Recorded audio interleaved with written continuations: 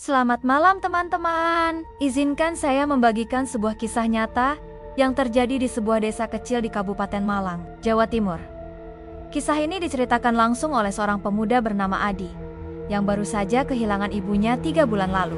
Saat membereskan kamar almarhum ibunya, Adi menemukan sebuah bungkusan kain kuning kusam di sudut lemari kayu tua. Bungkusan itu terikat rapi dengan benang putih yang sudah menguning. Sebagai anak muda yang tumbuh di era modern, Adi tidak percaya dengan hal-hal berbau mistis. Tanpa ragu, ia membuka ikatan benang tersebut. Di dalam bungkusan itu, terdapat sebuah benda berbentuk seperti liontin dari batu hitam dengan ukiran aksara Jawa kuno. Ada juga secari kertas bertuliskan pesan dalam bahasa Jawa yang sudah pudar. Adi hanya bisa membaca sebagian kalimatnya yang berbunyi, "Jangan dibuka sebelum waktunya." Malam itu, Adi merasakan perubahan suhu yang drastis di rumahnya. Padahal, malam-malam sebelumnya tidak pernah sedingin ini. Ketika hendak tidur, ia melihat sekilas bayangan tinggi besar di cermin kamarnya. Bayangan itu memiliki mata merah menyala yang menatap tajam ke arahnya.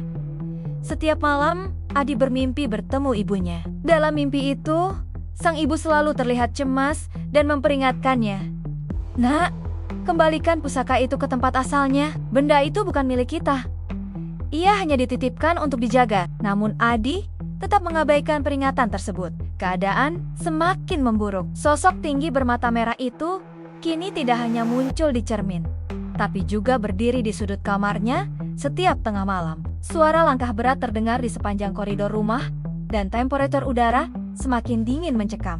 Hingga suatu malam, Adi terbangun dengan tubuh penuh goresan. Di dinding kamarnya tertulis pesan dengan aksara Jawa yang sama seperti di liontin itu. Barulah ia sadar bahwa ketidakpercayaannya terhadap warisan leluhur telah membawa malapetaka. Kini Adi masih berusaha mencari tahu asal-usul pusaka tersebut untuk mengembalikannya. Ia belajar bahwa ada hal-hal yang tidak bisa dijelaskan dengan logika modern. Warisan leluhur bukanlah sesuatu yang bisa dipandang remeh, karena di baliknya tersimpan tanggung jawab dan konsekuensi yang harus dihadapi. Teman-teman, kisah ini mengingatkan kita untuk selalu menghormati warisan dan pesan dari orang tua. Ada kalanya kita perlu menjaga dan melestarikan apa yang telah dipercayakan, bukan malah mengabaikannya karena kesombongan. Terima kasih telah mendengarkan kisah ini. Jangan lupa like, subscribe, dan bagikan channel ini ke teman-teman kalian. Sampai jumpa di kisah berikutnya.